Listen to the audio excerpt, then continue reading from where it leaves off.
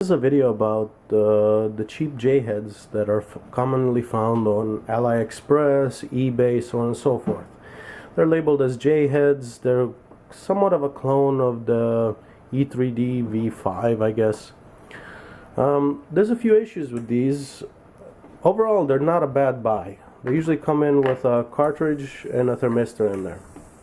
But there's a few issues with these. One of them is that they're not exactly all the same, and where they really differ is the block, the heating block.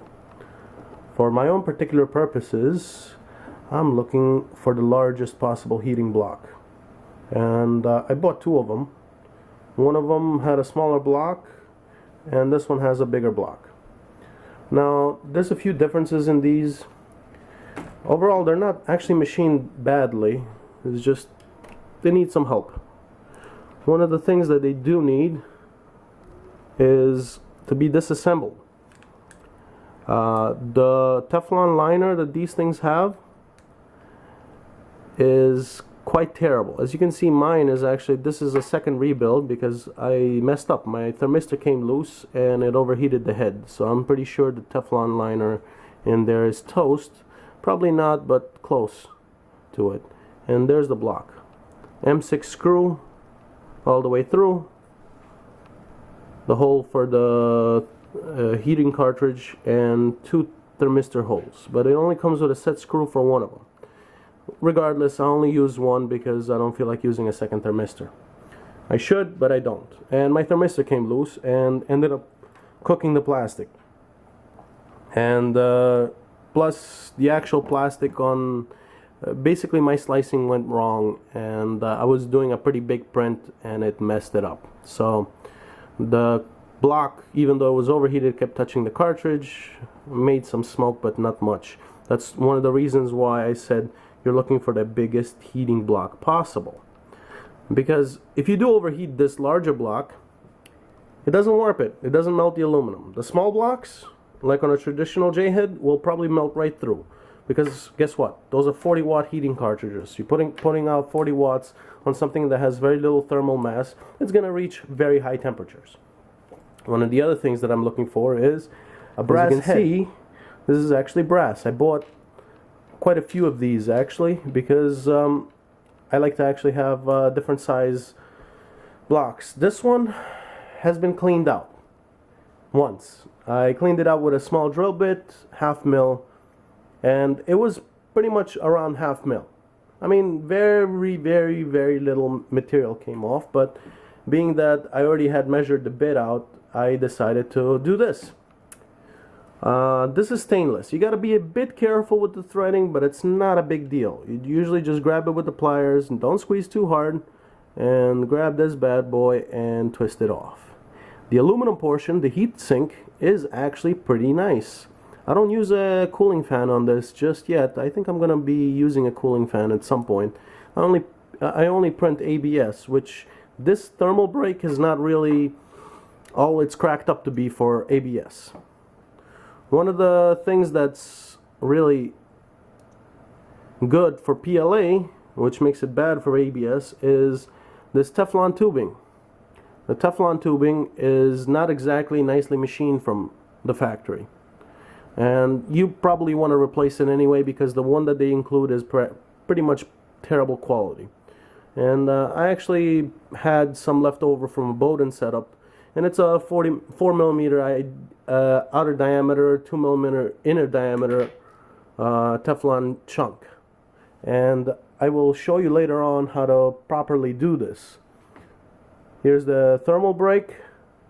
As you can see, it's pretty well clogged because the plastic basically cooked in there and it touched and rubbed all over the place. So next up, I'll show you how to clean this thermal break out.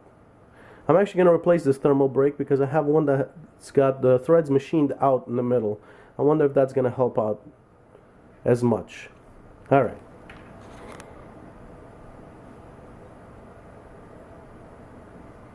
Alright, one of the other things that I wanted to mention is, as you can see, these are two different types of thermal breaks.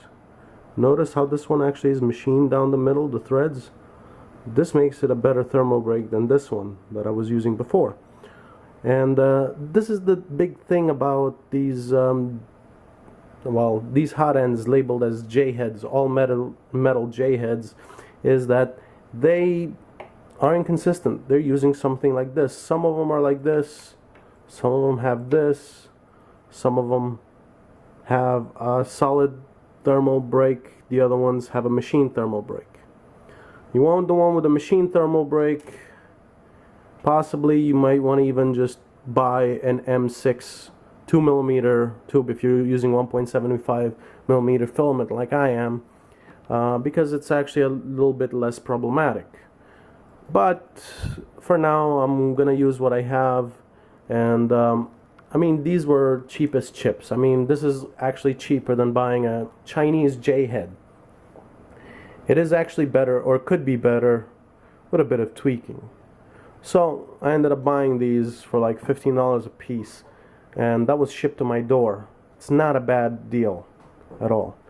And you want to ask the seller what size the block is. I would go away from this block, this type of block. There's a lot less thermal mass, even though it's thicker than the other one. It's not that much thicker. It's only a couple of mil, but the actual size of it, weight-wise, is a lot higher on this. We want something with higher thermal weight, with actual higher metal weight. It's not good for a Delta printer, but it's good for heat retention. It's also good for safety. It's one of the things that people often overlook, especially with this kind of cartridge. This is what these things come with. These are 40 watt 12 volt cartridges. You heat this thing up, this thing becomes red hot, and then it goes into white hot if you heat it up in ambient. That's crazy heat, you know, 500-600 Celsius high or higher. If that's heating up into something like this, it's gonna melt it down. But if it heats up into something like this, just the thermal mass is gonna give you a much bigger safety margin. One of the other things that I would like to see, which I doubt I will at some point, is actually see these blocks made out of brass. I'm tired of people using aluminum on the hot end. Stop it already. Brass is a superior material, or even better, copper. If you can go with copper, do it with copper. But they're not. These things are cheap, so let's get on with it. Now the next step is I'm going to clean these up. You're going to need a gas stove or a propane torch or something along those lines, because what we're basically going to do is burn these things off. And since this is stainless, you can heat it up to red hot, and it won't really warp it. But it's going to create a little bit of smoke. There's going to be a little bit of fire. Not a big deal if you're an adult. If you're a kid, ask your parent to do it, will you? Actually, if you're a kid, you shouldn't really be dealing with these printers, because at 230, 240, 250 Celsius, those heads are getting pretty damn hot. Touching those will give you third-degree burns in seconds, not even seconds, less than a second. So it's not a good idea. So again, word of warning, so on and so forth. As you can see, that's my gas stove. It's on already, and I'm gonna burn whatever is left in these thermal breaks out. And to do that, I simply hold it with a pair of needle nose pliers. These are junk pliers anyway, so it doesn't really matter if they lose some of their tempering, so on and so forth. Don't really care. These are dollar store pliers to deal with dollar store hot ends. So as you can see, it's actually burning off the plastic that's in there already. And those are nasty fumes. Hopefully you have a vent of some sort. There's a vent in my house, or in my apartment I should say. That's pulling this out. And we just keep heating it up until all the junk is burnt out. You can invert it, have combustion occur. We want to burn this until it's completely charred. Once it's charred, you can clean it out. It's easy to clean out. Actually, even if you dip it in hot water, warm water, it'll retemper the metal and basically wash out all the charred remains. You can almost tell that the end is getting black, and it'll change color. Doesn't matter to us much as long as the threads are alright. Let it burn. Let it burn, let it burn, let it burn. And it's almost red hot. If you can actually tell in the flame, see, it's actually red hot. That's the consistency we want to get to. Okay, I'm gonna quench this. Luckily for me, I have a sink here. Some hot water, and there's not a lot of thermal mass, and it's stainless, so it doesn't really matter too much to us. And as you can tell, it's actually clean. Won't you know it? Actually safe to touch too. Very simple. And it's actually cleaned down the barrel too. The barrel is actually squeaky clean. So next up I'm gonna do the other barrel, because, well, I'm here, might as well do it. The other barrel is a little bit more, well, I should say it's a little bit larger,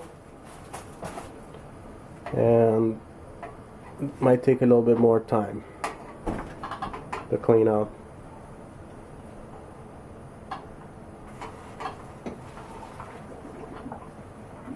And yes, that's my wife cooking lunch.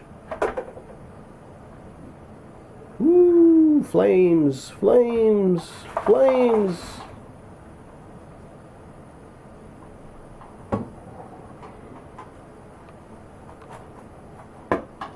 And again, I'm using actually ABS. With PLA it would probably be easier. With ABS I can always dip it in acetone, wait 24 hours. I don't really feel like doing that. So I'm just gonna burn this stuff off. It's not necessary to have it sticking there. If this was aluminum, then yeah, I'd probably be sticking it in acetone and cleaning it out that way. Being that it's stainless, it's actually fairly durable material, so it's not gonna harm it. If anything, it might actually even get stronger. So I'm actually gonna do both sides of this bad boy. Why not?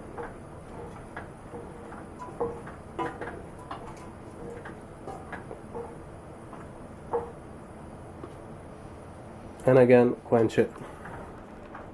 It's, you can see it's actually red hot. Remove this thing. Actually use hot water. And there we go.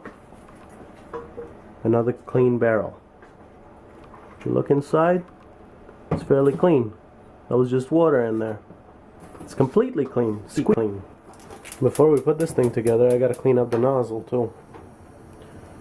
Nozzle, I'm still cleaning it up the same way as I did the rest of this. So just throw it on the flame and cook the rest of the crap out of it.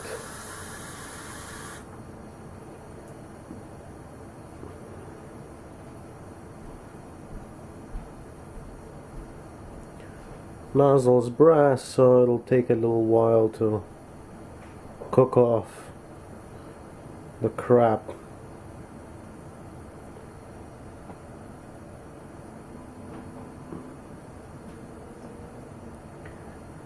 It's good with any type of hot hand to actually have the appropriate drill bit sizes.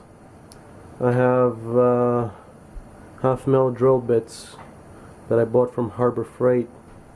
They're part of like a 20-something piece set that have been serving me very well. I actually like the 1/2 mil size. I bored one of these to 1.2 mil. I think I'm gonna get a 1 mil straight bore out on one of these just so I can have something that prints really fast. But not at this moment in time. Once I redesign the extruder. And one of the nice things about these nozzles is that they they basically, I mean, they're easily interchangeable. I have a little micro tool that I use to interchange the nozzles, and they've been working out just fine. And this thing is not heating up enough. Let's see what this does.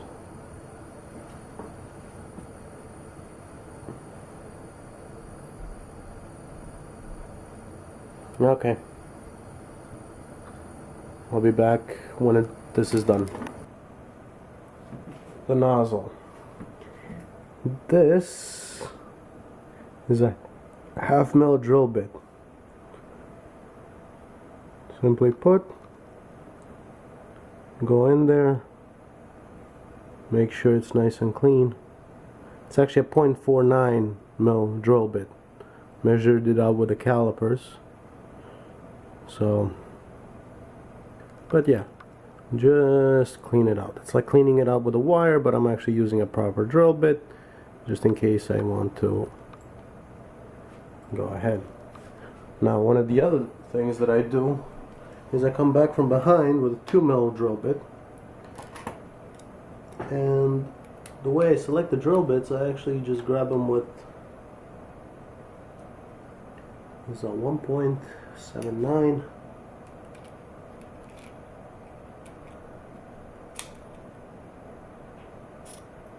Yeah, let's try the 1.79 mil drill bit, and I just come from behind and I just spin it freely. This is just to get rid of crap. I'm not trying to drill, I'm not trying to cause any harm to this. It's just cleaning out the bit, the nozzle, actually. See? Just grab it. You can almost see air in there. Yep. Next up is assembly. So let's try this again. The camera turned off for some reason. In either case, the old thermal brake is here. Since the block overheated, I don't trust it any longer. So I had a chunk of tubing. I cut it like so. One of the things to do when you cut this kind of tubing is a very sharp razor, cutting board. Cut it as square as possible on both sides, like so. Once you've cut it, you mount it on a drill chuck and hand file, like so. And what you want to do is you want to break the side of it, which I already did this part, and I thought the camera was recording, but it stopped. Why? I have no idea. In either case, take the thermal brake, mount the thing in there. There should be a little bit of an edge over here. Take this, put it together, but before you do, I would stick a small drill bit in there just to make sure, right? So make sure it's nice and straight. I mean, it'll self-align because of the bevel you've added, but it's good to have. Take your pliers, grab the thread lightly, not very hard, and give it an 1/8 of a turn. That's all. That's all you need. Take your 2mm bit and run it right through the tubing. This will clean out any alignment issues. That 2mm bit should be nice and loose in there. And you just make sure there's no burrs in there. I tend to just blow through it with my mouth, and that's it. Next up, mount orifice. Basically, this block is both sides is symmetrical. And the battery is dying on this thing. Wonderful. I take the block, I hand tighten the nozzle.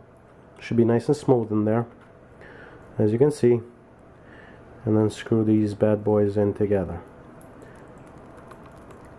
Hand tighten it. You don't need to go crazy with a wrench. That's enough. This is one solid piece now. Everything is clean, everything is ready. Next up, we'll put the thermistor and the heater cartridge. Okay, this is the thermistor that came with this. It's actually a normal 100K thermistor. Marlin firmware and all these, they support this right out the box. But the nice thing that they did was they took a little bit of a brass stud, they pressed it down on the side so you can actually use this and insert it into the heating block and lock it down with a set screw, so this will not come loose. I actually had just put a raw thermistor in there, which fell out and caused this thing to overheat a bit, and that's why I'm cleaning it, not because there was a problem with the way I put it together. This is how I found out to give this thing any sort of reliability. Okay, we take our thermistor, being that it's empty in the middle. I have thermal paste. I use thermal paste quite a bit. A lot of people don't know why. I'd rather have a little bit of thermal paste for a thermal interface. That's just me. You can ignore this if you wish. Use plenty of it. And take your set screw, like that little tiny bastard.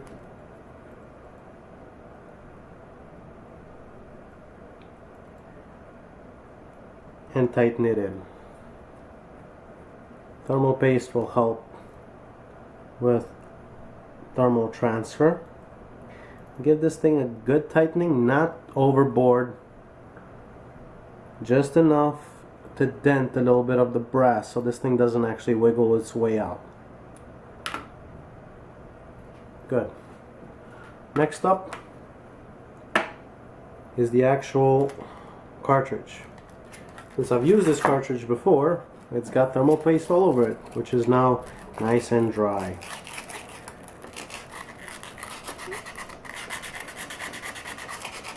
So what I'm going to do is use a little bit of coarse sandpaper, clean this bad boy out, inspect the terminals, and we have a problem. This is why you don't want to overheat these cartridges. You can see it's actually burnt through the insulation. That's no good. But that's okay because I have extras. And here's our new cartridge. Voila! These things are cheap. They're ridiculously cheap. At this point it's not even worth buying a resistor. They heat up the head very fast, and they're generally pretty well built. I haven't found one that was poorly designed or built, so maybe I got lucky. I like to put them both on the same side, like so. But before I do that, what I do is I take a little bit of thermal paste and I run it right along the cartridge. The thermal paste is going to dry out. There's no doubt about it. But as an interface material, I'd rather have dry powder in there, silicone dry powder like this, than air gaps. I mean, these guys actually did a pretty damn good job in machining these, and there's not a lot of play in there, but having a bit of thermal paste in there is always a good thing. Here's more set screws. Hopefully I don't drop it.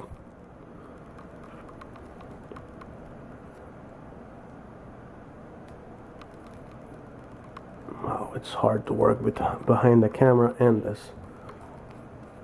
Tighten it up.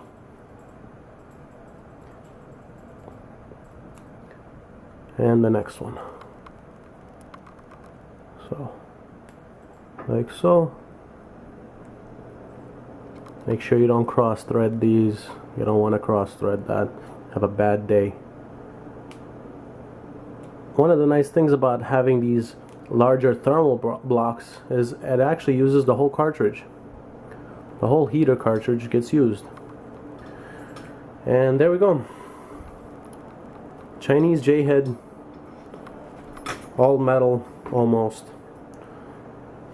This is good for PLA. If I was printing out PLA, I wouldn't bother to get anything but this. Yes, it requires a little bit of work, but the amount of money between this and so-called name brand stuff, it's, I mean, I can buy like 5 of these for the price of the other brands. Are they worth it or not? I don't know.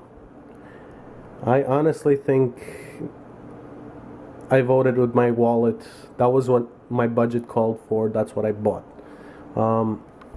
Somebody else may have a different opinion. They don't have the time. Their time is a lot more valuable. I'm sure that my time is very valuable as well, but I like messing with stuff. I want to understand how this works. And there will be an upgraded thermal brake on there that's all metal, that I won't have to cut any more of this crap to put in there, because I only print in ABS, and I'm actually thinking about printing in nylon soon and other materials that require much higher temperatures. And this is actually built to take those higher temperatures, as long as you have the proper thermal brake. Not bad. I understand why they put the Teflon in there, because a lot of people have had problems with all metal brakes. It just takes too much machining, too much work to get a very smooth surface when you can buy a 1-cent piece of Teflon, stick it in there, and you have the same result. And you don't need the thermal durability with PLA. This is good to about 250 Celsius, 260, maybe even higher, because the actual Teflon doesn't reach into the thermal block. There's about 4 or 5 mil distance between the thermal block and the Teflon. So it's a melt chamber. It's an elongated melt chamber. I have a nice brass nozzle, a lot of thermal mass, a good heat sink. Everything seems to be machined properly. And now is just screw in the Bowden adapter, the Bowden fitting, hydraulic fitting, whatever you want to call it. Screw it in, mount it on your printer, and you go. Alright? Alright. See you soon.